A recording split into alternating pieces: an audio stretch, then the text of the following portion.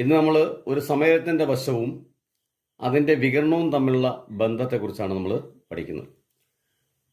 ഇത് പല കണക്കുകളും ചെയ്യുന്നതിന് നമുക്ക് ഉപകരിക്കും. പല കണക്കുകളിലും ഈ വശവും ആ സമയത്തിൻ്റെ ആ വികരണവും തമ്മിലുള്ള ബന്ധപ്പെട്ട കണക്കുകളായിരിക്കും വരുന്നത്.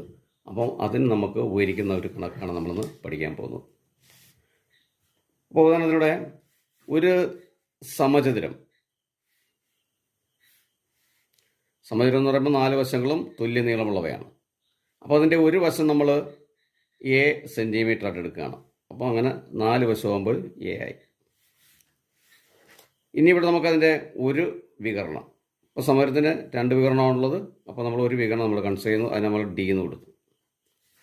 അങ്ങനെയെങ്കിൽ പൈതഗോറസ് സിദ്ധാന്തം അനുസരിച്ച് base square plus altitude square is equal to hypotenuse square എന്ന് പറയുന്ന പൈതഗോറസ് തിയറം ഉപയോഗിച്ച് നമുക്കിത് എങ്ങനെയാണെന്ന് കണ്ടുപിടിക്കാം.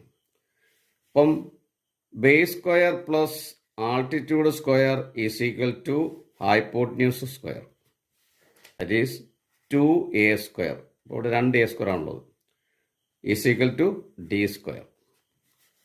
ഇവിടെ നമുക്ക് a സ്ക്വയർ കാണാൻ D സ്ക്വയറിനെ 2 കൊണ്ട് ഡിവൈഡ് ചെയ്യാം.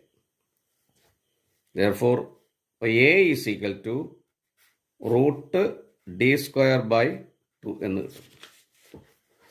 അപ്പോൾ ഇതിനകത്ത് റൂട്ട് D സ്ക്വയർ എന്ന് പറഞ്ഞാൽ root D square is equal to D എന്നാണ്. അപ്പോൾ D ബൈ റൂട്ട് 2. ഇതാണ് ഒരു സമയത്തിൻ്റെ ഒരു വശവും ആ വികരണവും തമ്മിലുള്ള ബന്ധം. അതായത് ഒരു സമയത്തിൻ്റെ വികരണം D ആയാൽ അതിൻ്റെ വശം എന്ന് പറയുന്നത് A is equal to D by root 2. അപ്പോൾ വികരണത്തിനെ റൂട്ട് 2 കൊണ്ട് ഡിവൈഡ് ചെയ്താൽ നമുക്ക് എന്ത് കിട്ടും? ആ സമയത്തിൻ്റെ വശത്തിൻ്റെ അളവ് കിട്ടും. അപ്പോൾ തിരിച്ച് നമുക്കതല്ലെങ്കിൽ D is equal to root 2a എന്ന് കിട്ടും. അപ്പോൾ ഒരു വികരണത്തിൻ്റെ നീളം 10 സെൻറ്റിമീറ്റർ ആണ്. വികരണത്തിൻ്റെ നീളം 10 സെൻറ്റിമീറ്റർ ആണെന്നെങ്കിൽ 10 അപ്പോൾ നമുക്ക് A എന്ന് പറയുന്നത് 10 ബൈ റൂട്ട് 2 എന്ന് വരും. അപ്പോൾ അതുപോലെ ഒരു സമയത്തിൻ്റെ വശം 5 സെൻറ്റിമീറ്റർ ആണെങ്കിൽ അവിടെ വികരണത്തിൻ്റെ നീളം എന്ന് പറയുന്നത് റൂട്ട് 2 × 5, അതായത് 5 റൂട്ട് എന്ന് കിട്ടും.